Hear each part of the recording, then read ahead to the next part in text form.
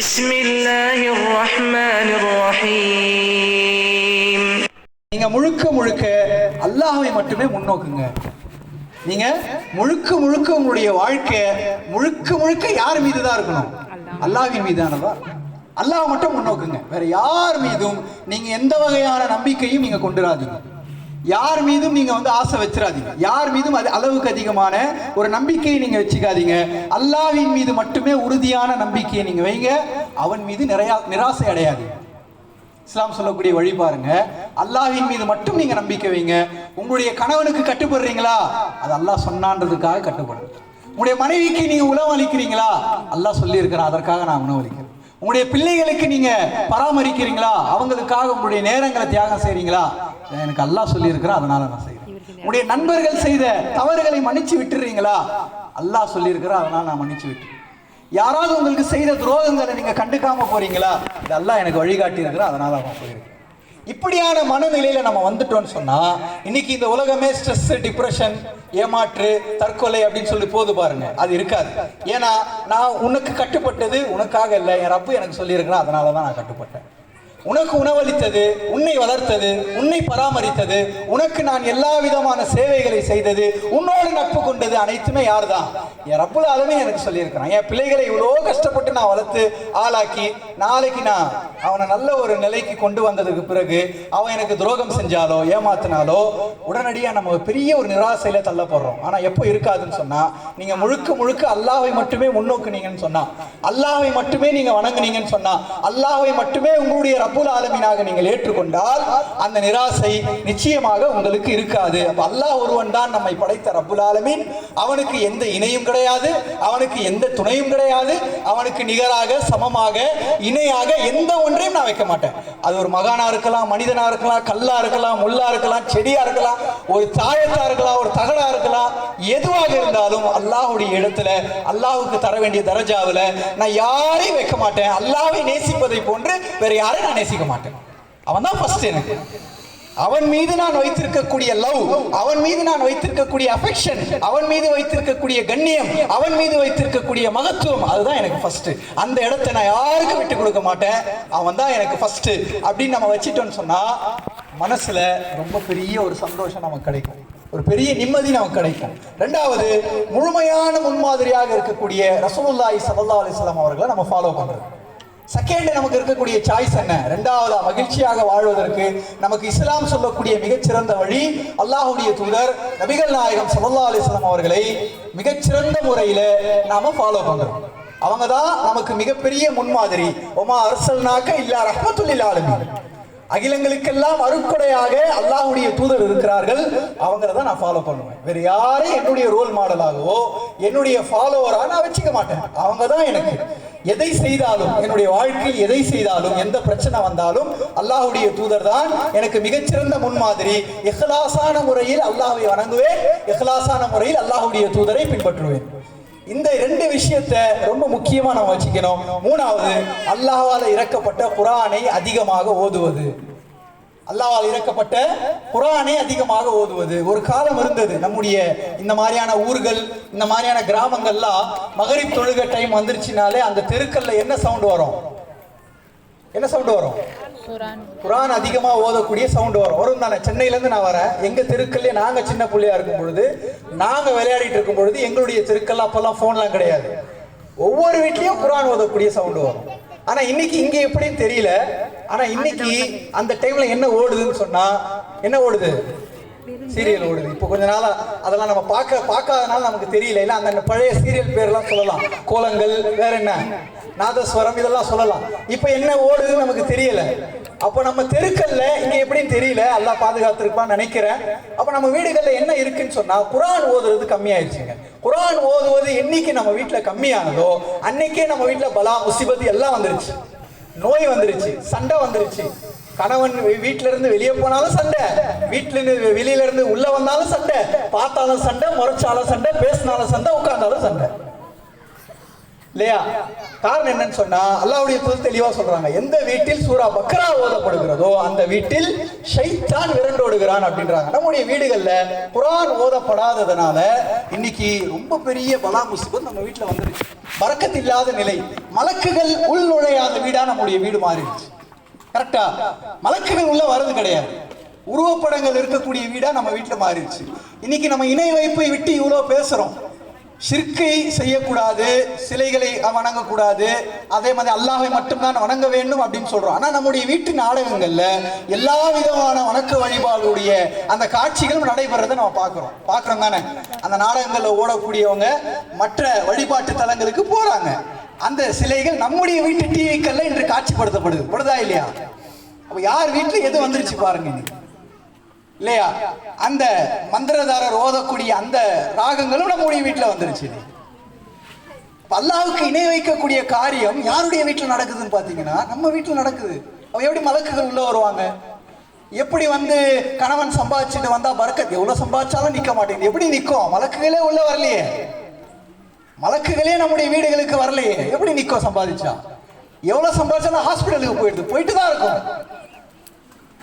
பரக்கத்தை கொண்டு வரக்கூடிய மலக்குகள் நம்முடைய வீடுகளுக்கு வரலனா கண்டிப்பா நம்ம எவ்வளவு சம்பாதிச்சாலும் அது நம்மளுடைய கையில நிக்காது. ஹாஸ்பிட்டலுக்கு போவோம், தேவையற்ற செலவுகளுக்கு போவோம், வீண் விரயங்களுக்கு போவோம், இல்லாத பொல்லாத எல்லா காரியங்களுக்கும் போவோம். எவ்வளவு சேர்த்து வச்சாலும் உண்டியல் ரொம்ப. ஃபர்ஸ்ட்லாம் நம்முடைய காலங்கள்ல நம்முடைய பெற்றோர்கள் டெய்லி ₹1 ₹2 கொடுத்தா அந்த உண்டியல் ரொம்ப சீக்கிரம் ரொம்பிடும். அது இல்லாம அம்மா ஒரு உண்டியல் சேர்ப்பாங்க, அது இல்லாம அப்பா ஒரு உண்டியல் சேர்ப்பாரு இல்லையா? அந்த உண்டியல் ஒரு ரமதானுக்குள்ளேயே 3-4 தடவை அப்பா உட்கார வச்சு நம்மளை ஓபன் பண்ணுவாங்க. நம்முடைய அம்மா அப்பா உட்கார வச்சு உண்டியல் ரொம்பிச்சு வா என்ன அப்படின்வாங்க. இன்னைக்கு உண்டியல் வீட்டில் போடுறோம், அது எப்போ போட்டது செலவு காசுல நம்மளே எப்போ எடுத்தோம் நமக்கே தெரியல. அப்படியான ஒரு நிலை நம்முடைய வீடுகளில் வந்ததுனால பரக்கத் இல்லாத வீடுகளாக வந்தது. அப்ப நம்ம செய்ய வேண்டியது என்னன்னு சொன்னா குர்ஆனை அதிகமாக ஓதணும். முடிந்த அளவு நம்முடைய பிள்ளைகளை என்ன செய்யணும், வீட்டில் ஒரு வட்டம் விட்டு உட்கார வச்சு குர்ஆனை தமிழ்லையோ உருதுலையோ ஓத சொல்லி நம்முடைய பிள்ளைகளை ஓத சொல்லி நம்ம எல்லாம் கேட்கணும். அல்லாஹ் என்ன சொல்லியிருக்கிறான், நம்ம இடத்துல என்ன பேசுறான், அவன் என்னெல்லாம் ஹலால் ஆக்கி இருக்கிறான், என்னெல்லாம் ஹராம் ஆக்கி இருக்கிறான் அப்படின்றத நம்ம பேசணும். இது 3வது. 4வது, அல்லாஹ் எதெல்லாம் மார்க்கத்துல கடமையாக்கி இருக்கிறானோ அதெல்லாம் கரெக்டா செய்யணும். மார்க்கத்துல அல்லாஹ் சுப்ஹானஹு வ தஆலா எதெல்லாம் கடமையாக்கி இருக்கிறான், ஃபர்து ஆக்கி இருக்கிறானோ அதெல்லாம் கரெக்டா செய்யணும். அந்த கரெக்டா செய்யக்கூடிய ஃபர்து ஃபர்ஸ்ட்லயே நம்ம தோத்துட்டோம். அல்லாஹ் சுப்ஹானஹு வ தஆலா நீ இறையடியான், நீ ஒரு முஸ்லிம், நீ எனக்கு கட்டுப்பட்டவன், நான் உன்னை படைத்திருக்கிறேன், நீ என்னை வணங்க வேண்டும் அப்படின்றதுக்கான அத்தாரிட்டியே, அப்படின்றதுக்கான கிளியரன்ஸ் என்னன்னு சொன்னா 5 வக்து தொழுகைதான். கரெக்டா? 5 வக்து தொழுகைதான். இன்னைக்கு எத்தனை பேர் நம்முடைய வீடுகள்ல நம்முடைய ஆண்கள் பள்ளிக்கு போய் 5 வக்து தொழுகிறோம் அப்படின்னு சொன்னா ரொம்ப ரொம்ப இன்னைக்கு தொழுகையின் மீது பெரிய பொழுதுபோக்காயிருச்சு. ஆனா மார்க்கம் என்ன சொல்லுது, நீ தொழுகலனா நீ முஸ்லிம் இல்லைன்னு சொல்லுது. தொழுகையினுடைய வாழ்க்கையில இல்லைன்னு சொன்னா நீ இஸ்லாத்திலிருந்து வெளியே போயிட்டேன்னு சொல்லுது. அதனுடைய பேர் அப்துல்லாவா இருக்கட்டும், அப்துல் ரஹ்மானா இருக்கட்டும், ஃபாத்திமாவா இருக்கட்டும், கத்தீஜாவா இருக்கட்டும், ஆயிஷாவா இருக்கட்டும், எதுவாக இருந்தாலும் ஒரு வக்து தொழுகை நீ வேண்டும்னு விட்டேன்னு சொன்னா நீ மார்க்கத்துல இருந்து வெளியே போயிரு. அல்லாஹ்வுடைய தூதர் சொல்றாங்க, அல்ஹதுல்லதி பைனனா வ பைனஹும் அஸ்ஸலா ஃபமன் தரக்கஹா ஃபகத் கஃபர். மார்க்கத்திலிருந்து வெளியே போயிட்டோம். அப்ப தொழுகை ஒரு நாளைக்கு பாருங்க, ஒரு நாளைக்கு எவ்வளவு மணி நேரம் இருக்குமா? எவ்வளவு மணி நேரம் இருக்கு ஒரு நாளைக்கு? 24 மணி நேரம். கரெக்டா? 24 ஹவர்ஸ் இருக்கா? சரி, ரைட். எவ்வளவு நேரம் தூங்குறோம் ஒரு நாளைக்கு? நம்ம 8 மணி நேரம் தூங்குறோமா? சரி. நம்ம பாத்ரூம் போறது, பிரஷ் பண்றது, குளிக்கிறது அதெல்லாம் சேர்ந்து ஒரு 1/2 hour ஆகுமா? ரைட். 3 வேளை சாப்பிடுறது சேர்த்து ஒரு 1 மணி நேரம் ஆகுமா? போனை பார்த்துக்கிட்டே சாப்பிடுறோம்ல இப்போ எல்லாருமே, அது ஒரு 1 hour இல்லையா? ஸ்கூலுக்கு போனா அங்க ஒரு 7 hours, அல்லது வீட்டு பெண்கள் இருந்தா நம்ம வேலைக்கு போனா அங்க ஒரு 8 மணி நேரம். இப்படி 24 மணி நேரத்துல 7லேருந்து 8 மணி நேரம் தூங்குறோம், 8 மணி நேரம் வேலைக்கு போறோம், ஸ்கூலுக்கு போறோம், வீட்டில் சமைக்கிறோம், சாப்பிட்றோம், எல்லாம் பண்றோம். ஆனா நம்மளை படைச்ச ரப்புல் ஆலமீன் 24 மணி நேரத்துல 5 வக்து தொழுகையினுடைய டைம் நீங்க மொத்தமா சேர்த்தீங்கன்னா எவ்வளவு நேரம் வரும்? எவ்வளவு வரும்? half an hour வருமா? ஆண்களுக்கு அதிகபட்சம் 50 நிமிஷம் வரும். உதுவோட சேர்த்து 50லேருந்து 55 நிமிஷம். 24 மணி நேரத்துல நம்மளை படைச்ச ரப்புல் ஆலமீன் நமக்கு கண்களை கொடுத்தவன், காதை கொடுத்தவன், பேச்சை கொடுத்தவன், பிள்ளைகளை கொடுத்தவன், வீடை கொடுத்தவன், வாசலை கொடுத்தவன், சொத்து சொகத்தை கொடுத்தவன், விடாம தொழுவோம். இன்ஷா அல்லாஹ் தொழுவோமா? இன்ஷா அல்லாஹ். அப்ப தொழுகை எந்த காரணத்தை கொண்டும் நம்ம தொழுகையை விடக்கூடாது. எந்த காரணத்தை கொண்டும் தொழுகைக்காக எல்லாவற்றையும் விடலாம். ஒரு மேரேஜுக்கு போறோம்னு சொன்னா அங்க போனா தொழுகையை தொழக்கூடிய சூழல் இருக்காதுன்னு சொன்னா அந்த மேரேஜுக்கு போறதை விட நம்ம அவாய்ட் பண்ணலாம். ஆனா எதை அவாய்ட் பண்ண முடியாது? தொழுகையை அவாய்ட் பண்ண முடியாது. எங்க வேணா போலாம், என்ன வேணா என்ஜாய் பண்ணலாம். ஆனா போகக்கூடிய இடத்துல தொழுவதற்கான சூழலை நம்ம அமைச்சிக்கணும். நம்மை பார்த்து மற்றவங்க இல்ல இவர் என்ன இருந்தாலும் தொழுகிறார் பாருங்க, அப்படியான சூழலை நம்ம உருவாக்கிக்கணும். அது அல்லாஹ் வேறு கடமையாக்கிய நோன்புகளை சரியா நோற்பது, ஜக்காத் கொடுப்பது, ஹஜ்ஜு செய்யறது, அந்தந்த காரியங்களை அல்லாஹ் எதெல்லாம் நமக்கு கடமையாக்கி இருக்கிறான், இதெல்லாம் செஞ்சுதான் ஆகணும்னு சொல்லி அல்லாஹ் எதை கடமையாக்கி இருக்கிறானோ அதை சரியான முறையில் செய்வது. இது 4வது. 5வது, நம்முடைய குடும்ப கட்டமைப்பை சரியா நம்ம வச்சுக்கிறது ரொம்ப ரொம்ப முக்கியம். அதுதான் மெயினா இந்த கூட்டமே, நம்ம இருக்கக்கூடிய இந்த கூட்டமே காரணம் என்னன்னு சொன்னா நம்முடைய குடும்ப கட்டமைப்பு சிதைவடையாமல் பார்த்து கொள்வது பெண்களுடைய மிக முக்கியமான கடமை. ஆண்களுக்கும் கடமையாக இருந்தாலும் பெண்கள் தான் வீட்டினுடைய நிர்வாகத்தினுடைய தலைவியாக பொறுப்பாளியாக இருப்பதனால் பெண்கள் தங்களுடைய வீட்டு குடும்ப கட்டமைப்பை சரியான முறையில் பேணி பாதுகாத்துக் கொள்வது என்பது மிக முக்கியமான கடமை என்பதை மறந்துவிடக் கூடாது.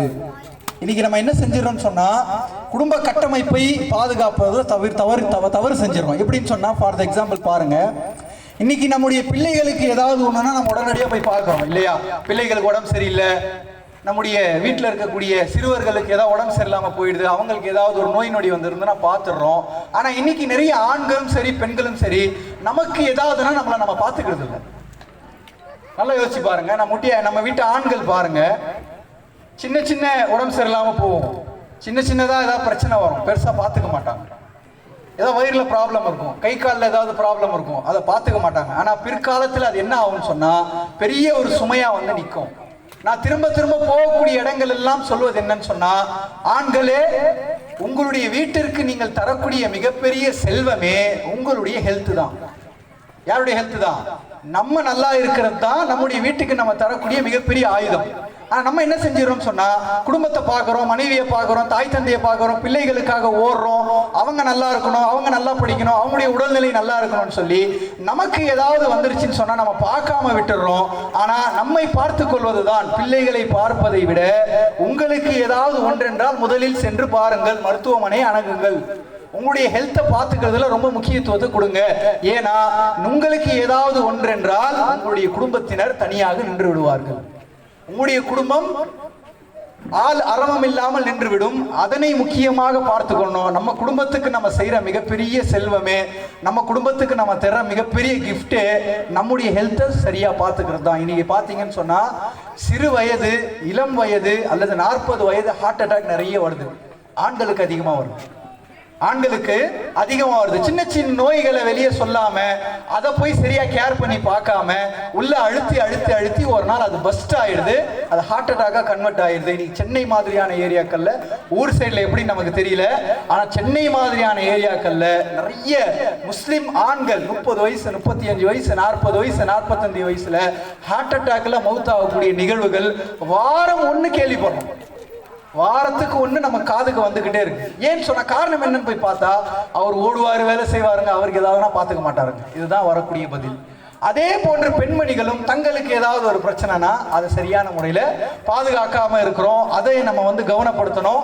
நமக்கு உடனே ஏதாவதுனா நம்முடைய குடும்ப கட்டமைப்பை சீராக பார்த்து கொள்வதற்கு நம்ம முயற்சி செய்யணும். அடுத்ததா நேர்மறை சிந்தனை, பாசிட்டிவ் அப்ரோச்னு சொல்லுவாங்க. நேர்மறையா சிந்திக்கிறது. இன்னைக்கு நம்ம சமூகத்துக்கு பெரிய ஒரு நோய் என்னன்னு சொன்னா, எதை பார்த்தாலும் நெகட்டிவா பேசுறோம்.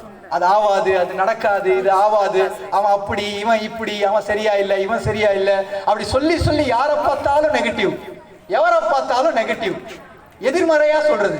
அவன் அப்படி, அது ஆவாது, அது கொஞ்சம் பண்றா, அதெல்லாம் பண்ண முடியாது, அதெல்லாம் சரியா வராது. இப்படியே நம்முடைய அப்ரோச் இருந்து என்ன ஆயிடுச்சுன்னு சொன்னா நம்முடைய பிள்ளைகளுக்கு அது மாறிடுச்சு. நம்ம பிள்ளை பாருங்க, ஏதாவது நல்ல விஷயம் சொன்னா அவன் கேட்க மாட்டான், ஏதாவது நல்ல விஷயம் செய்யறான்னு சொன்னா பண்ண மாட்டான். ஏன்னு சொன்னா நம்முடைய தாக்கம் நம்முடைய பிள்ளைகளுக்கு அதிகமாக இன்னைக்கு ஏற்படுது. அவன் முழுக்க நெகட்டிவ் திங்கிங்கோடயே இருக்கிறான். அதனால அவனுடைய வாழ்க்கையும் சரியான முறையில் போகாம இருக்குது. இப்போ பெற்றோர்களாக குடும்பத்தில் இருக்கக்கூடிய முக்கியமான நபர்கள் என்ன செய்யணும்னு சொன்னா, நேர்மறை சிந்தனை. எது எடுத்தாலும் என்னால முடியும், அது நடக்கும், அவர் நல்லவர் தான், நான் அவர் மீது நல்லெண்ணெய் வைக்கிறேன், அது சரியாயிடும், இது குணமாயிடும், இது சரி பண்ணிடலாம், இது மேல கொண்டு போய் வச்சிடலாம், நம்ம இன்னும் மேல போயிடலாம், அப்படியான நல்ல வார்த்தைகளை நம்ம பேசுறது மூலம் அந்த வார்த்தை நம்மை சுற்றி இருக்கிறவங்க மேல தாக்கம் செலுத்தும். வார்த்தைகள் இருக்கு பாத்தீங்களா, வார்த்தைகள், நல்ல நல்ல வார்த்தைகள். ஒரு வீட்டுல எதுவுமே இல்லைங்க, கஷ்டம் இருக்கு, பஞ்சம் இருக்கு, ஆனா அங்க நல்ல வார்த்தைகள் மட்டும் பேசப்படுவதால் அங்கே வளரக்கூடிய பிள்ளைகளுக்கும், ஒரு வீட்டுல எல்லா சொத்து சுகங்களும் இருக்கு, ஆனா அங்க நெகட்டிவான வார்த்தைகள் பேசப்படுவதால் அங்கு வளரக்கூடிய பிள்ளைகளுக்கும் இருவருக்கும் இருக்கக்கூடிய டிஃபரண்ட் பெருசு. இந்த பிள்ளை நாளைய தலைவனாக மாறுவான், இந்த பிள்ளை நாளைய சமுதாய சீர்கேட்டின் அடையாளமாக மாறுவான் அப்படின்னு சொல்லி உளவியல் ஆய்வுகள் சொல்லுது. அப்ப எது எடுத்தாலும் நமக்கு நேர்மறை சிந்தனை இருக்கணும். பிரச்சனைகள், எந்த பிரச்சனை வந்தாலும் நேர்மறையா பாசிட்டிவா அணுகுங்க. அதை சரி பண்ணிடலாம், அது சரி ஆயிடும், அது நிச்சயமா நம்ம குணப்படுத்திடலாம் அப்படின்ற அந்த சிந்தனையில நம்ம அணுகணும். அடுத்தவரை பற்றி நல்லெண்ணம் கொள்ளணும். இன்னைக்கு யாரை பத்தியாவது சும்மா லைட்டா நமக்கு தப்பா வந்தாலே நம்ம ஒரு மனக்கோட்டை கட்டிடுறோம் அவர் சம்பந்தம், இல்லையா? யாரை பத்தியா பக்கத்து வீட்டோ சொந்தக்காரங்களோ அல்லது தெரிஞ்சவங்களோ அவங்கள பத்தி சின்னதா ஏதாவது குற்றம் தான், இல்ல அவர் அப்படி பண்ணியிருக்க மாட்டாருன்ற அந்த பாசிட்டிவ் அப்ரோச் நமக்கு இல்லை. இன்னைக்கு யாரை பார்த்தாலும் தப்பு, எவரை பார்த்தாலும் தப்பு, யாரை பார்த்தாலும் குறை, எவரை பார்த்தாலும் குறை. ஆமா, அவன் அப்படிதான், இவன் அப்படிதான். அதை அல்லாஹ்வுடைய தூதர் வன்மையா கண்டிச்சிருக்கிறாங்க. இல்ல, உனக்கு ஆதாரபூர்வமாக அவன் தவறே செய்திருந்தாலும் உன்னுடைய மனதிற்கு நீ சொல், இல்லை அவர் அப்படி செய்திருக்க மாட்டான். ஒரு சஹாபியை பார்த்து அல்லாஹ்வுடைய தூதர் காட்டுறாங்க, சொர்க்கவாசியை பார்க்கணும்னா அவரை பாருங்க அப்படின்றாங்க. அவரை பின்தொடர்ந்து போற சஹாபி சொல்றாங்க, உங்க வீட்டுல ஒரு 3 நாள் தங்கி கொள்றதுக்கு எனக்கு அவகாசம் தாங்க, அனுமதி தாங்கன்னு கேட்கறதுக்கு சரி தங்குங்க அப்படின்றாங்க. அந்த 3 நாளுமே அவர் என்ன விசேஷமா தொழுறாரு, என்ன விசேஷமா நோன்பு வைக்கிறாரு, என்ன விசேஷமா சதக்கா செய்யறாரு, எவ்வளவு விசேஷமா இரவெல்லாம் தொழுறாருன்னு செக் பண்றதுக்கு ஒரு 3 நாள் தங்குறாரு. ஏன்னா அல்லாஹ்வுடைய தூதர் நாவில இருந்தே சொர்க்கவாசின்னு சொல்லிட்டாங்கல்ல. அவன் 3 நாளுமே இவர் நினைக்கிற அளவுக்கு விசேஷமா எந்த வணக்க வழிபாடும் செய்யல. நார்மலா தொழுறது, நோன்பு வைக்கிறது அப்படியான நார்மலா தான் செய்யறாங்க. சஹாபாக்கள் எப்படி நார்மலான வணக்க வழிபாடுல இருந்தாங்களோ அப்படிதான் இருக்கிறாங்க. அப்ப அவங்க கிட்ட கேட்டுறாங்க, அல்லாஹ்வுடைய தூதர் இப்படி உங்களை குறித்து சொன்னாங்களே, எதற்காக சொன்னாங்க அப்படின்னு கேட்கும் பொழுது அவங்க சொல்லக்கூடிய வார்த்தை என்ன தெரியுமா? ஏன் சொல்லி இருப்பாங்க நான் நினைக்கிறேன்னா, நான் தினமும் இரவு உறங்கும் பொழுது, நைட்ல டெய்லி நான் தூங்கும் பொழுது அல்லாஹ்விடத்துல கையேந்துவேன், யா அல்லாஹ், எந்த ஒரு முஸ்லிம் சகோதரரை பற்றியும் தவறான எண்ணத்தை என்னுடைய உள்ளத்தில் போட்டு விடாது, எந்த ஒரு முஸ்லிமை பற்றியும் தவறான குரோத எண்ணத்தை என்னுடைய உள்ளத்தில் நீ போட்டு விடாதே. அதே போன்று நீ யாருக்காவது அருள் செய்திருந்தால் அதை பார்த்து நான் பொறாமை கொள்ளக்கூடியவனாக என்னை ஆக்காது. நீ யாருக்காவது அருள் செஞ்சிருக்கிற, அருட்கொடையில கொடுத்திருக்கிற, அதை பார்த்து நான் பொறாமை அடையக்கூடிய உள்ளத்தை எனக்கு நீ கொடுக்காது. இன்னைக்கு நம்ம தெரிஞ்சவன் ஒரு சொந்த வீடு கட்டிட்டா நமக்கு பொறாம வந்துடுது. நம்முடைய அக்கம் பக்கத்து வீட்டில் இருக்கக்கூடிய ஒரு பிள்ளை நல்ல மார்க் எடுத்துட்டா நமக்கு பொறாம வந்துடுது. தெரிஞ்சவன் ஒரு கார் வாங்கிட்டா நமக்கு பொறாம வந்துடுது. தெரிந்தவர்கள் நம்முடைய சொந்தக்காரங்கள் ஒரு நல்ல நிலைமைக்கு போயிட்டா நமக்கு பொறாம வந்துடுது. அந்த பொறாமை அடிக்கணும். அது அடிப்பதால் நம்முடைய ஹெல்த்துக்கு நல்லது, நமக்கு நல்லது, நம்முடைய சுயநலத்துக்கு தான் நம்ம சொல்றோம். அந்த பொறாமை குணத்தை நாம் அடித்து அது நம்முடைய உள்ளத்தில் சேராமல் நாம் வளர்வதால் நமக்கு மிகச்சிறந்த விஷயங்கள் வருது. 7வது, பிறர் நலம் நாடுவது, சமூக சேவையில நம்ம ஈடுபடுறது. பிறர் நலம் நாடுறது, மற்றவங்க நல்லா இருக்கணும், மற்றவங்களுக்கு நம்மளால முடிஞ்ச ஹெல்ப் பண்ணணும், மற்றவங்களுக்கு தேவையான விஷயங்களை செய்யணும்ன்ற அந்த குணத்தை நம்ம வளர்த்துக்கிறது. அந்த குணம் இருந்ததுனால தான் இன்னைக்கு இங்க வரைக்கும் நான் வந்திருக்கிறேன், இல்லையா? பிறர் நலம் நாடுன்ற அந்த குணம் இந்த ஜமாத்துக்கும் இங்க இருக்கக்கூடிய நிர்வாகிகள் இருக்கிறதுனாலதான் இன்னைக்கு நம்ம எல்லாருமே இங்க இருந்து பேசிட்டு இருக்கிறோம், இல்லையா? சமூகத்தின் மீது அக்கறை இருக்கிறதுனாலதான் இன்னைக்கு நம்ம எல்லாருமே யோசிச்சுட்டு இருக்கிறோம். ஆனா பிறர் நலம் நாடுவதில், சமூக சேவை செய்வதில் நிறைய சுயநலம் இருக்கு. என்ன தெரியுமா? என்ன சுயநலம் தெரியுமா? யார் பிறர் நலம் நாடுகிறார்களோ அவருடைய சுய பிரச்சனைகளை அல்லாஹ் நீக்குகிறான். அவருடைய பர்சனல் இஷ்யூஸை நீக்கக்கூடிய பொறுப்பு அல்லாஹ் ஏத்துக்கிறான். அவருக்கு ரிஸ்க் தரக்கூடிய பொறுப்பு அல்லாஹ் ஏத்துக்கிறான். நீங்க சைக்காலஜியா பார்த்தாலும் கூட பிறர் நலம் நாடும் பொழுது, மற்றவங்களுக்கு நீங்க உதவி செய்யும் பொழுது, மற்றவங்களுக்காக நீங்க வேலை செய்யும் பொழுது உங்களுடைய உடலில் டோபமைன், மெலட்டோனின்ற ஹார்மோன் சுரக்குது. அந்த ஹார்மோன் மகிழ்ச்சி தரக்கூடிய ஹார்மோனா, அந்த ஹார்மோன் இருக்குது, சந்தோஷமா வச்சுக்கக்கூடிய ஹார்மோன். அதனால இந்த மாதிரி பணிகள்ல இருக்கக்கூடியவங்க எப்போனா கலகலகலன்னு இருப்பாங்க. இந்த பணிகள் செய்யக்கூடியவங்களை பாருங்க, கவலை இருக்காது, ஆனா பிரச்சனை நிறைய இருக்குங்க. வாழ்க்கையில நிறைய பிரச்சனை இருக்கும், நிறைய வலி இருக்கும், ஆனா முகத்துல தெரியவே தெரியாது. அப்படி கலகலன்னு சுத்திக்கிட்டே இருப்பாங்க. அது பெண்களா இருந்தாலும் ஆண்களா இருந்தாலும். ஏன்னா மகிழ்ச்சிக்கான ஒரு ஹார்மோன் வந்து இவர்களுடைய உடலில் சுரக்குது. அப்ப நம்ம என்ன செய்யணும்னு சொன்னா, முடிஞ்ச அளவு மற்றவங்களுக்கு ஹெல்ப் பண்ணக்கூடிய வேலைகளை செய்யணும். நம்முடைய பிள்ளைகளை ஊக்குவிக்கணும். போ, அவனுக்கு ஹெல்ப் தேவை, நீ பண்ணு. அந்த விஷயத்துல சமூகத்துல போய் நீ ஹெல்ப் பண்ணு, அவனுக்காக நில்லு, அவனுக்காக குரல் கொடு, அவனுக்கு தேவையான உதவிகளை நீ செய். அப்படியான விஷயங்களை நம்ம செய்யும் பொழுது நம்முடைய வாழ்க்கை மகிழ்ச்சியா இருக்கு. 8வது, சுற்றுப்புற சூழலை நம்ம சரியான முறையில பார்த்துக்கணும், ஆரோக்கியமான வச்சுக்கணும். நல்ல நண்பர்களை நம்ம தேர்ந்தெடுக்கணும். உன்னுடைய நண்பன் யார் என்று சொல், நீ யார் என்று சொல்ற அப்படின்னு சொல்றாங்க. எந்த நண்பர்களோடு நம்ம இருக்கிறோம், எந்த நண்பர்களோடு நம்மளுடைய பிள்ளைகள் இருக்கிறாங்க, வீட்டு பிள்ளைகள் இருக்கிறாங்கன்றத நம்ம வாட்ச் பண்ணணும் இல்லையா?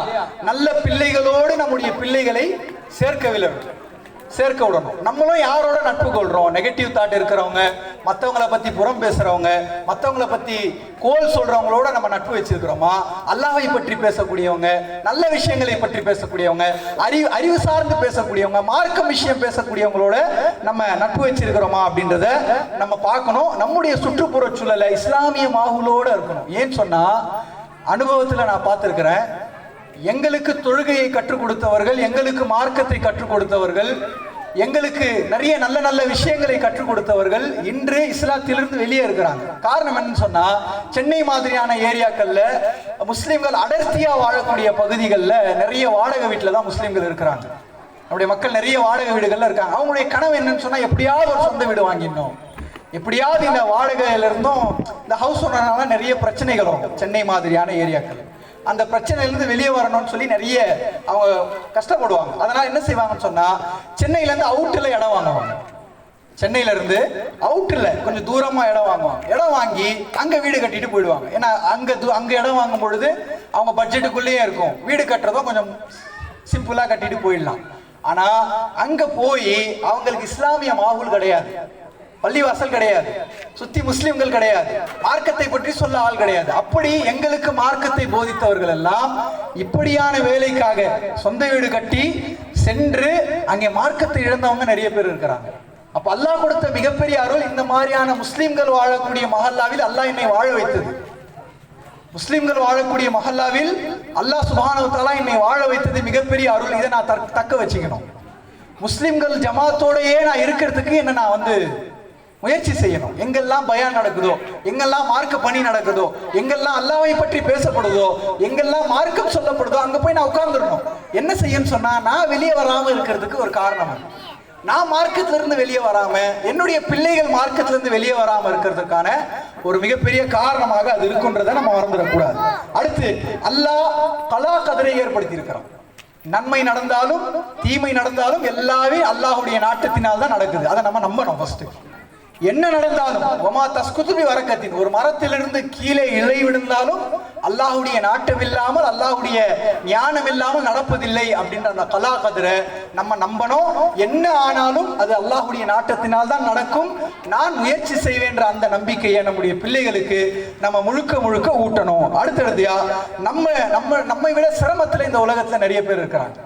நம்ம என்ன செய்யறோம்னு சொன்னா, அல்லாஹ் கொடுத்த இந்த அருளை எப்ப மறப்போம்னு சொன்னா, அல்லாஹ் நமக்கு எவ்வளவு அருள் கொடுத்திருக்கிறான்றதே நம்ம எப்ப மறப்போம்னு சொன்னா, நமக்கு கீழே நிறைய பேர் இருக்கிறாங்க, அவங்கள பார்க்காம இருக்கும்போது தான் நம்ம மறப்போம்.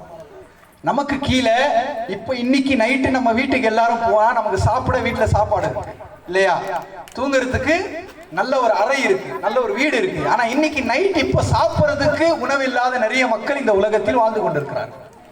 இன்று இரவு தூங்குவதற்கு வழி இல்லாத நிறைய மக்கள் இருக்கிறாங்க.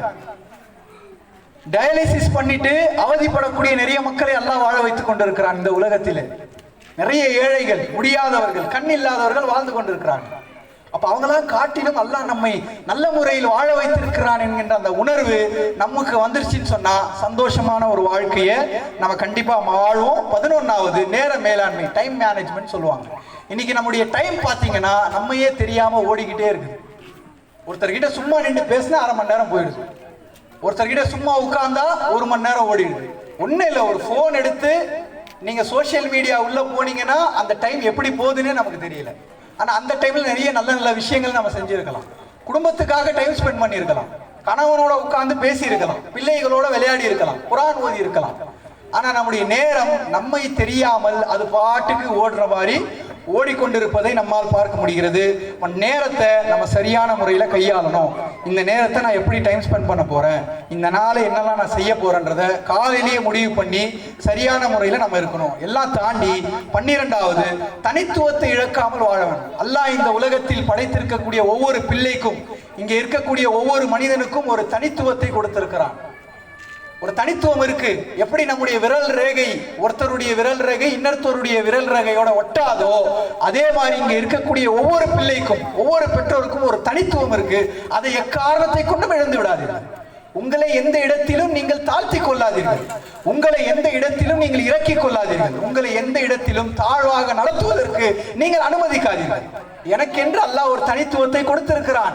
எனக்கென்று அல்லாஹ் ஒரு ஆற்றலை கொடுத்திருக்கிறான். எனக்கென்று அல்லாஹ் ஒரு தனி பவரை, ஒரு சூப்பர் பவரை கொடுத்திருக்கிறான். அதற்கு நான் தகுதி உள்ளவனாக இருக்கிறேன். இந்த உலகத்தில் எல்லாவற்றையும் அடைவதற்கான ஆற்றல், தனித்துவம் எனக்கு இருக்கிறது என்று உங்களை நீங்கள் முதலில் நம்புங்கள். உங்கள் பிள்ளைகளை முதலில் நம்ப சொல்லுங்கள். நீ இந்த உலகத்துல என்னவா இருந்தாலும் உன்னால அச்சீவ் பண்ண முடியும்னு சொல்லி நம்முடைய பிள்ளைகளை நம்ம சொல்லி வளர்க்கணும். இந்த உலகத்துல உன்னால முடியாதுன்றது ஒண்ணும் கிடையாது அப்படின்னு சொல்லி நம்ம வளர்க்கும் பொழுது நம்முடைய பிள்ளைகள் நல்ல முறையில் வளர்கிறார்கள். நம்முடைய தனித்துவத்தை சரியான முறையில் நாம் அதை நோக்கி செல்லலாம். 13வது தெளிவான இலக்கை நோக்கி நம்ம செய்யணும். எப்படி துடுப்பு, ஒரு கப்பல் இருக்கு வச்சுக்கோங்களேன், ஒரு சின்ன படகு.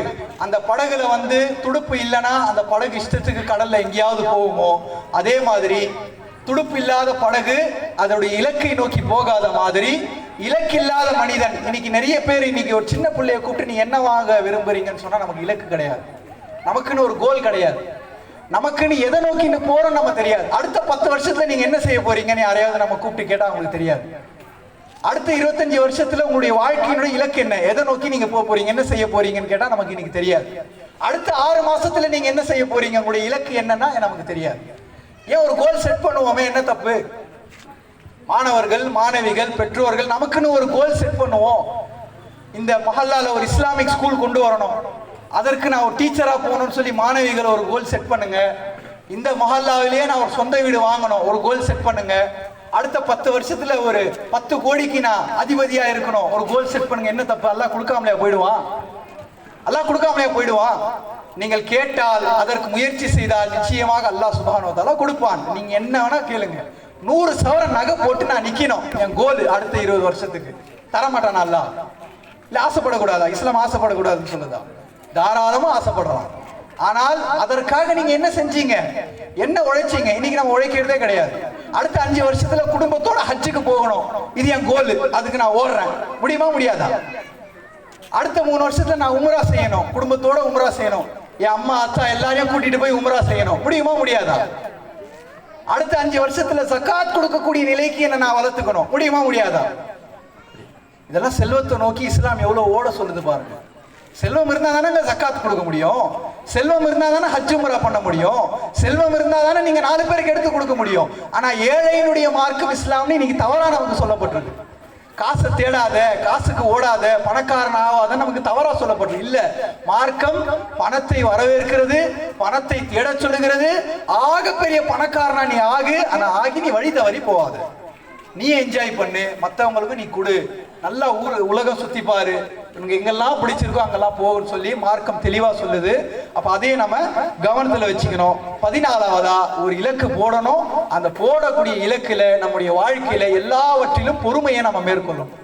இன்னைக்கு பொறுமை நம்ம இழந்துடுறோம். எல்லாமே அவசரம், உடனே நமக்கு கிடைக்கணும், உடனே கிடைக்கணும். ஒரு சண்டையா உடனடியா பதில் சொல்லிடணும், ஒரு பிரச்சனையா உடனே ரியாக்ட் பண்ணிடணும்.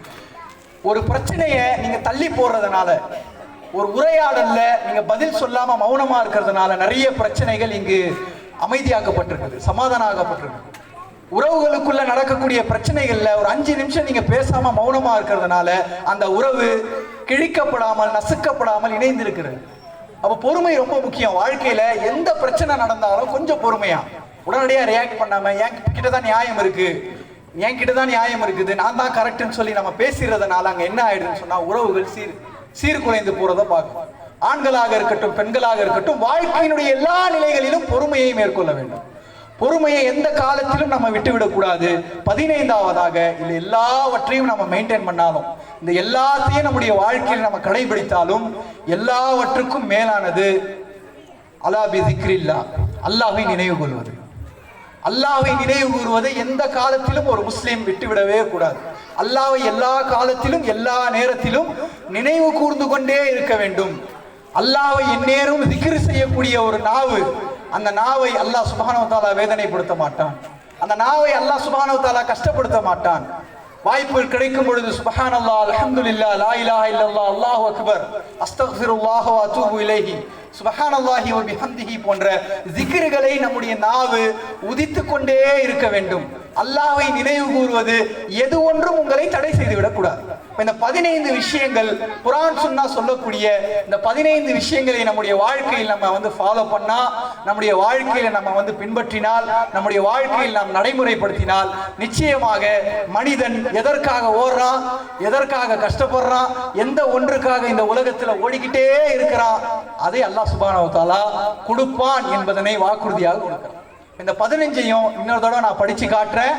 நம்முடைய வாழ்க்கையில அது சரியான முறையில் நம்ம அப்ளை பண்ணிட்டாலே நல்ல பெற்றோர்களாக நம்ம மாறிடுவோம், நல்ல குடும்ப தலைவியாக மாறிடுவோம், நல்ல குடும்ப தலைவர்களாக நம்ம மாறிடுவோம். ஃபர்ஸ்ட் அல்லாஹ்வை முழுமையாக சார்ந்திருப்பது, அல்லாஹ்வின் மீது உறுதியான நம்பிக்கை கொண்டிருப்பது, முழுமையான முன்மாதிரி அல்லாஹ்வுடைய தூதர் ஸல்லல்லாஹு அலைஹி வஸல்லம் அவர்களை பின்பற்றுவது, குர்ஆனை ஓதுவது, மார்க்க கடமைகளை அல்லாஹ் இபாதத்தாக்கிய கடமைகளை முறையாக பேணுவது, நம்முடைய குடும்ப கட்டமைப்பை சரியான முறையிலே பாதுகாத்துக் கொள்வது, பாசிட்டிவ் அப்ரோச், நேர்மறை சிந்தனை, பிரச்சனைகளை நேர்மறையாக அணுகுவது, அடுத்தவர் மீது நல்லெண்ணம் கொள்வது, அதே போன்று பிறர் நலம் நாடி சமூக சேவைகளில் ஈடுபடுவது, அதே போன்று சுற்றுப்புறச் சூழலை பாதுகாத்துக் கொள்வது, நல்ல நண்பர்களை நீங்கள் கொண்டிருப்பது, கலா கதிரை விதியை நம்பிக்கை கொள்வது, அதே போன்று நம்மை விட சிரமத்தில் இருப்பவர்களை பார்த்து படிப்பினை பெறுவது, டைம் மேனேஜ்மெண்ட், நம்முடைய நேரத்தை சரியான முறையில் மேலாண்மை செய்வது, தனித்துவத்தை இழக்காமல், எதுவாக இருந்தாலும் எனக்கு இருக்கக்கூடிய தனித்துவத்தை இழக்காமல் இருப்பது, தெளிவான இலக்கை திட்டமிட்டு அதை நோக்கி ஓடுவது, எல்லாவற்றிலும் பொறுமையை மேற்கொள்வது, அல்லாஹ்வை திக்ர் செய்வது. இந்த 15 விஷயங்கள் மிக மிக முக்கியமான விஷயங்கள். பெரும் பெரும் அறிஞர்கள் கோடிட்டு எழுதிய விஷயங்களை சுருக்கமாக உங்களுக்கு ஒரு பெரும் பெரும் புத்தகங்களிலிருந்து எடுக்கப்பட்ட பெரும் பெரும் அறிஞர்கள் பேசிய முத்தான கருத்துகள், குர்ஆன் ஹதீஸில் இருந்து அவர்கள் தொகுத்த அந்த கருத்துக்களை எல்லாம் ரொம்ப ரத்தின சுருக்கமா சம்மரைஸ் பண்ணி இந்த 15 உங்களுக்கு சொல்லப்பட்டிருக்கு. நீங்க கவுன்சிலிங் செஷன்லாம் போனீங்கன்னா இந்த 15ல ஒரு 4 வச்சுக்கிட்டு தான் உங்ககிட்ட 10,000 ரூபாய் வாங்குவோம். நிம்மதி இல்லைன்னு சொல்லி நீங்க கவுன்சிலிங்கு போனீங்கன்னா, நிம்மதி இல்லை, ஸ்ட்ரெஸ்ஸா இருக்கு, பிரச்சனையா இருக்குது, குடும்பத்துல ஒரே பிரச்சனை, நீங்க போனீங்கன்னா 4 சிட்டிங்கு, ஒரு சிட்டிங்கு 4,000 ரூபாய், ஒரு சிட்டிங்கு 4,000 ரூபாய், அரை மணி நேரம். நான் சொன்ன இந்த 15ல இருந்து ஒரு 6 தூக்கி போடுவான், இதை ஃபாலோ பண்ணிட்டு அடுத்த தடவை வா அப்படின்வான். எவ்வளவு வாங்கிடுவான்? 4 நாள் 16,000 ரூபாவா? அதை போகும்போது என்ன செய்யுங்க, நிர்வாகிகிட்ட கொடுத்துட்டு போயிடுங்க. ஒரு பெரிய கவுன்சிலிங் செஷனே இங்க நம்ம முடிச்சுட்டோம் பாருங்க. அப்போ வரக்கூடிய காலங்கள்ல சலாம் 10 மினிட்ஸ்ல வரக்கூடிய காலங்கள்ல இன்ஷா அல்லாஹ் நம்ம ஒரு நல்ல பெற்றோரா, மகிழ்ச்சிக்குரியவரா நம்ம இருக்கணும்னு சொன்னா சரியான முறையில நம்முடைய வாழ்க்கையை நம்ம சரியான முறையில பேணி பாதுகாக்கணும். இறுதியா பெற்றோரா இருக்கக்கூடிய நம்ம பிள்ளைகளிடத்துல எப்படியான முறையில நடந்து கொள்ளணும்ன்ற ஒரு சின்ன அறிவுரைகளை மட்டும் சொல்லிட்டு முடிச்சுப்போம். பெற்றோர்களாக இருக்கக்கூடியவங்க பிள்ளைகளிடத்துல 2 விஷயத்தை காட்டணும். எப்பவுமே 2 விஷயத்தை நம்ம காட்டி பெற்றோர்களிடத்துல வளர்க்கும் பொழுது ஒரு மிகச்சிறந்த பேரண்டிங் அங்க இருக்கும். எப்படின்னு சொன்னா, நம்ம என்ன செய்யறோம், அவங்க நல்லா படிக்கணும்னு சொல்லி திணிக்கிறோம். அறிவார்ந்து அவன் நல்லா வளரணும்னு நினைக்கிறோம். ஆனா அதே நேரத்துல அவனுக்கு தர வேண்டிய அன்பை நம்ம கொடுக்காம விட்டுறோம். அல்லது சில வீடுகள்ல செல்லன்ற பேர்ல நிறைய அன்பை கொடுக்கிறோம், படிப்புலையும் அவனுடைய அறிவு எப்படி வளர்க்கப்படுதுன்றதுலயும் நம்ம கவனம் செலுத்தாம விட்டுறோம். அப்ப 2 விஷயம் நம்ம பெற்றோர்களாக இருக்கக்கூடியவங்க பிள்ளைகளிடத்துல தெளிவா சொல்லணும். அன்பை கொடுத்து அறிவை எதிர்பார்க்க வேண்டும். பேரண்டிங் அப்படின்றது என்னன்னா, நீங்கள் அதிகாரம் கொடுத்து வளர்க்க வேண்டும். எல்லாவற்றையும் என் பிள்ளைக்கு நான் தான் செய்வேன், அவனுக்கு எதுவுமே தெரியாது நம்ம வளர்க்கக்கூடாது. அவன் புள்ள எனக்கு தெரிஞ்ச ஒருத்தவங்க 60 வயசு அந்த அந்த அந்த நபருக்கு, அவனுடைய அம்மாவுக்கு 80 வயசு. இப்ப கூட அவரை புள்ளன்னு தான் சொல்லுவாங்க. 60 வயசு ஆள இப்ப கூட புள்ளன்னு தான் சொல்லுவாங்க. ஏன்னா பெற்றோர் என்ன பண்றது இல்லைன்னா, பிள்ளைங்களை பிள்ளைன்னு நினைச்சிட்டு இருக்கிறாங்க. இல்ல, அவன் 7 வயசு ஆகும் பொழுதே நமக்கு தெரிந்ததை விட அதிகமா தெரிஞ்சுக்க அவன் ஆரம்பிச்சிட்டான். நமக்கு தெரிஞ்சதை விட அதிகமா தெரிஞ்சுக்க அவ ஆரம்பிச்சுட்டான். அப்ப அவள் என்னவாக இருக்கிறான்றதை நம்ம பார்த்து அதிகாரம் கொடுத்து வளர்க்க வேண்டும். உன்னுடைய வேலைகளை நீ செய், நான் பார்ப்பேன். உன்னுடைய இலக்கை நீ தேர்வு செய், நான் சும்மா உன் கூட நின்று சப்போர்ட் பண்ணுவேன். உனக்கான வேலைகளை, உனக்கான திட்டமிடுதலை, உனக்கான குவாலிட்டியை, உனக்கான கல்வியை நீ தேடு. நீ கீழே விழுவதா, நீ விழுந்தா ரொம்ப போய் கீழே விழாம நான் இங்கிருந்து பார்ப்பனே தவிர நான் வந்து தூக்கிலாம் விட மாட்டேன். நீ தான் எது, நான் இன்னைக்கு இருப்பேன், நாளைக்கு போவேன். இந்த சமூகம் உன்னை சும்மா விடாது. உன்னை எட்டி உதைப்பதற்கு இந்த சமூகம் காத்து கொண்டு இருக்கிறது. இந்த சமூகம் அவ்வளவு போட்டிகளாலும் பொறாமைகளாலும் சூழ்ச்சிகளாலும் நிறைந்திருக்கிறது. உன்னை எட்டி உதைப்பதற்கும் உன்னை தூக்கி வாரி போடுவதற்கும் இந்த சமூகத்தில் நிறைய பேர் உனக்காக வெயிட் பண்ணிட்டு இருக்கிறான். அப்போ நீ என்னோட இருக்கும் பொழுது உன்னை நான் பார்த்து பார்த்து வளர்ப்பேன். நீ வெளியே போயிட்டனா அப்படியான பிள்ளைகள் தான் இன்னைக்கு நிறைய சூசைடுக்கு போறாங்க. தற்கொலைக்கு போங்க யார் தெரியுமா? ஃபர்ஸ்ட் ரேங்க் எடுக்கிறவங்க. தற்கொலை பண்ணிக்கிறதுல அதிகமா யார் தெரியுமா? ஐஐடி போன்ற நிறுவனங்கள்ல போய் படிக்கிறவங்க. உயர் நிறுவனங்கள்ல போய் நல்ல நல்ல மார்க் எடுத்து நல்லா படிக்கிறவங்க தான் இன்னைக்கு அங்க இருக்கக்கூடிய பிரச்சனையை ஃபேஸ் பண்ண முடியாம தற்கொலைக்கு போறாங்க. காரணம் என்ன? வீடுகள்ல எல்லாம் சொல்லப்பட்டு கொடுக்கு, எல்லாமே செல்லமா கொடுத்துறாங்க. நல்லா படிப்பு இருக்குன்னு விட்டுறாங்க. அறிவை இருக்கான்னு பாக்குறாங்க. அன்பையும் தைரியத்தையும் ஊட்டாம வளர்க்கறதுனால அவங்க அங்க போய் தற்கொலைக்கு முன்னெடுக்கிறாங்க. அவ பிள்ளைகளுக்கு நம்ம ஏற்கனவே சொன்ன மாதிரி இந்த 15 விஷயங்களையும் நீங்க கொடுக்கணும். அவர்களை, பிள்ளைகளை அதிகாரம் கொடுத்து வளர்க்க வேண்டும். எல்லா முடிவுகளையும் அவர்களை எடுக்க வைத்து அவர்களுக்கு பின் நின்று நாம் வந்து அவர்களை ஊக்கப்படுத்தணும். அவர்களை வளர்க்கக்கூடிய அந்த விஷயங்களை சரியான முறையில் நம்ம பார்க்கணும். அதே போன்று பிள்ளைகளிடத்துல தொழுகை சரியா இருக்கான்றத நீங்க பார்த்துக்கிட்டே இருக்கணும். நான் முன்ன ஏன் 15 விஷயம் சொன்னேன்னு சொன்னா, 15 விஷயங்களில் நீங்கள் சரியாக இருந்தீர்கள் என்று சொன்னால் உங்களை பார்த்து அப்படியே உங்கள் பிள்ளையும் மாறிவிடும். நம்ம தொழாம நம்முடைய பிள்ளையை தொடன்னு சொன்னா அது தொழாது. பிள்ளைங்களை பொறுத்த வரைக்கும் நம்ம சொல்றத அவங்க கேட்கவே மாட்டாங்க, நம்ம செய்வதை தான் அவங்க செய்வாங்க. அதனால பிள்ளைங்க முன்னாடி நம்ம கொஞ்சம் அதிகமான விஷயங்கள் பேசும் பொழுது திடீர்னு அவன் ஒரு நாள் அந்த வார்த்தையை பேசுவான். இவன் எப்படி இவ்வளவு பெரிய வார்த்தையை பேசுறான்னா நம்ம என்னைக்கோ அவன் முன்னாடி பேசிக்கிட்டோம். நம்ம என்னைக்கோ அவனுக்கு முன்னாடி சில விஷயங்களை யாரோட பேசிட்டு இருப்போம், போன்லயோ நேர்லயோ பேசிட்டு இருப்போம். அதை நோட் பண்ணுவான். ஆனா அவன் விளையாடிட்டு தான் இருப்பான். ஆனா அவனுடைய காதுகள்ல அனைத்தும் ஸ்டோர் ஆகுது. அவனுடைய காதுகள்ல அனைத்தும் பதிவாகுது. அவன் ஏதாவது ஒரு இடத்துல அது பேசும்போது நம்ம ஷாக் ஆயிடும். பிள்ளைகள் முன்னாடி என்ன பேசுறோம், என்ன பண்றோம் அப்படின்றத பார்க்கணும். அதிகாரத்தை கொடுத்து வளர்க்கணும். பிள்ளைகள் நாம் சொல்வதை கேட்கவே மாட்டார்கள், நாம் செய்வதைத்தான் அவர்கள் செய்வார்கள். நீங்கள் தொழு என்று சொன்னால் அவர்கள் தொழ மாட்டார்கள். நீங்கள் தொழுதால் உங்களோடு பக்கத்தில் வந்து நின்று தக்பீர் கட்டி கொண்டு நிற்பார்கள். நீங்கள் தான தர்மம் கொடு என்று சொன்னால் அவர்கள் கொடுக்க மாட்டார்கள். அவர்கள் கையில் நீங்கள் 10 ரூபாய் கொடுத்து முடியாதவருக்கு கொடுக்க வையுங்கள், அடுத்த முறை அவர்கள் தருவார்கள். அப்படித்தான் நீங்கள் தைரியத்தையும் அறிவையும் அவர்களுக்கு ஊட்ட வேண்டும். அதிகாரத்தை கொடுத்து வளர்க்க வேண்டும். உன்னுடைய முடிவை நீயே எடுக்க வேண்டும் என்று சொல்லி வளர்க்க வேண்டும். தொழுகையை சரியான முறையில் அவன் தொழுகிறானா என்பதை தொழ வைக்கக்கூடிய பிள்ளையாக மாற்ற வேண்டும். உயர்ந்த இலக்கை நீங்கள் அவனுக்கு தர வேண்டும். உயர்ந்த இலக்கு, இந்த உலகத்தினுடைய தலைவனாக நீ வரப்போறன்னு சொல்லி நம்முடைய குழந்தைங்களை வளர்த்து பாருங்களேன். நாளைய மிகப்பெரிய அறிவாளியா நீ வரப்போற அப்படின்னு சொல்லி வளர்த்து பாருங்களேன். இந்த சமூகத்தை சீர்திருத்தக்கூடிய ஒரு ஐஏஎஸ்ஆ நீ மாற போற அப்படின்னு சொல்லி வளர்த்து பாருங்களேன். ஒரு ஐபிஎஸ் என்னுடைய வயிற்றில் வளர்ந்து கொண்டிருக்கிறான் அப்படின்னு சொல்லி டெய்லி கண்ணாடி முன்னாடி நின்று பிரெக்னண்டா இருக்கக்கூடிய கர்ப்பிணிகளாக இருக்கக்கூடிய தாய்மார்கள் தினந்தோறும் கண்ணாடி முன்னாடி நின்று என்னுடைய வயிற்றில் மிகச்சிறந்த ஆளுமையை வளர்ந்து கொண்டிருக்கிறது, மிகப்பெரிய அறிவாளி வளர்ந்து கொண்டிருக்கிறான், இந்த சமூகத்தை மாற்றி அமைக்கக்கூடிய வழிகாட்டி வளர்ந்து கொண்டிருக்கிறான் சொல்லுங்களேன்.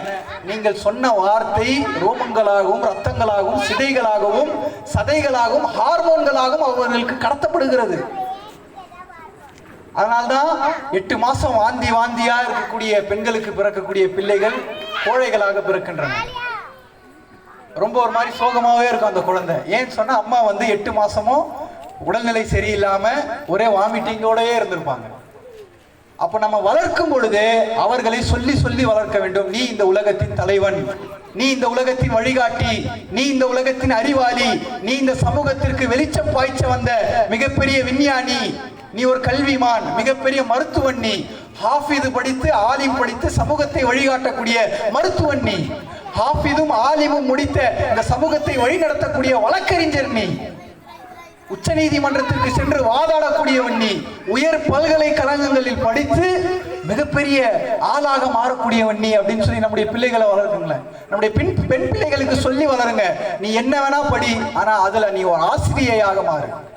பெண் பிள்ளைகளுக்கு அல்லாஹ் கொடுத்த மிகப்பெரிய கண்ணியமே தாய்மைக்கு அடுத்தபடியாக கற்பித்தல் என்ற முறையை அல்லாஹ் பெண் பிள்ளைகளுடைய அந்த உடலில் உள்ளத்தில் போட்டு வைத்திருக்கிறான்.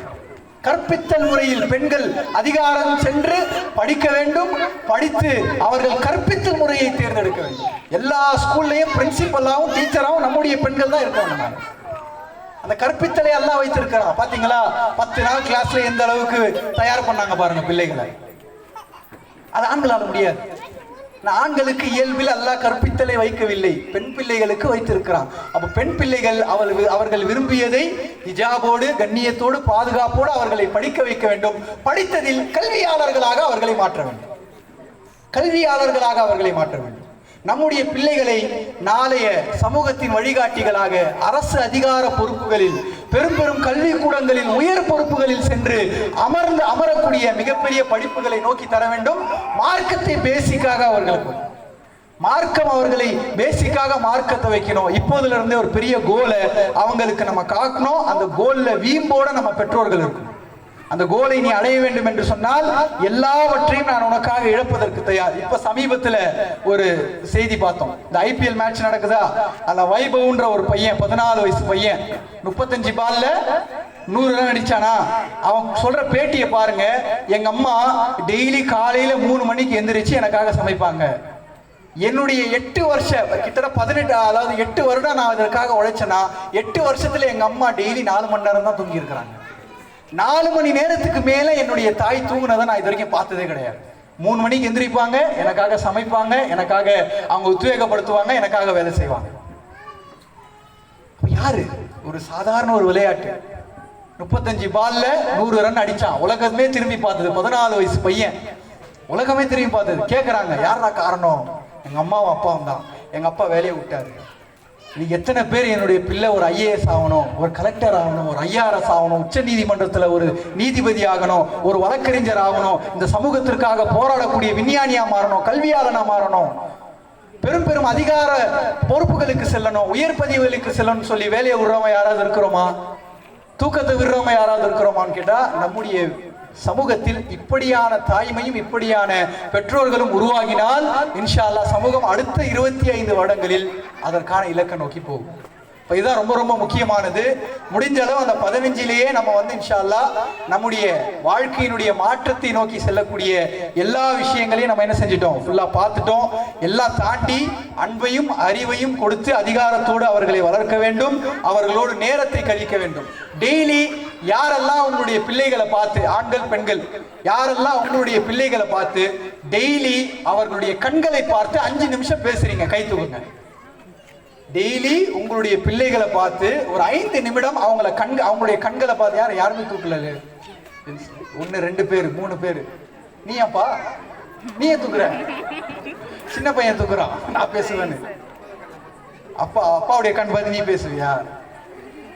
தினமும் பெற்றோர்கள் எந்த பிள்ளைகளை கண்கள் பார்த்து 5 நிமிடம் பேசி வளர்க்கப்படுகிறானோ அந்த பிள்ளை சமூகத்தினுடைய மிகப்பெரிய ஆளுமையாக மாறும் என்பது உளவியல் ஆய்வினுடைய முடிவு.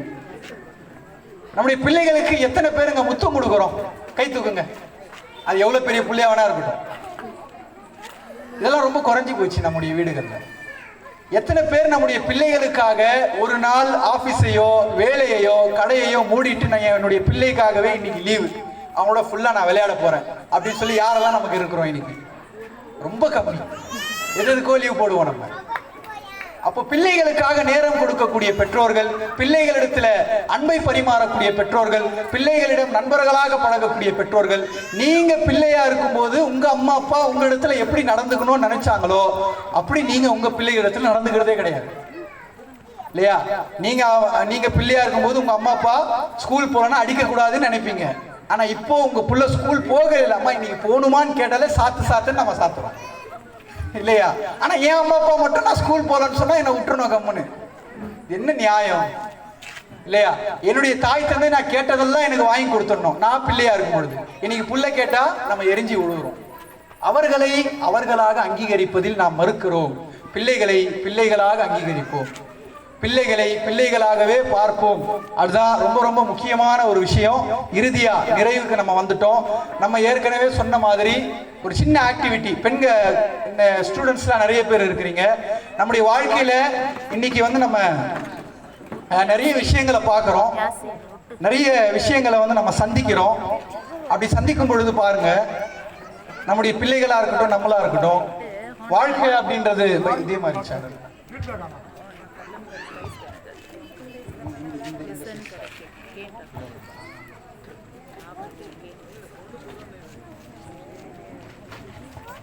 இது பிள்ளைகளுக்கும் பெற்றோர்களுக்குமான ஒரு ஆக்டிவிட்டி.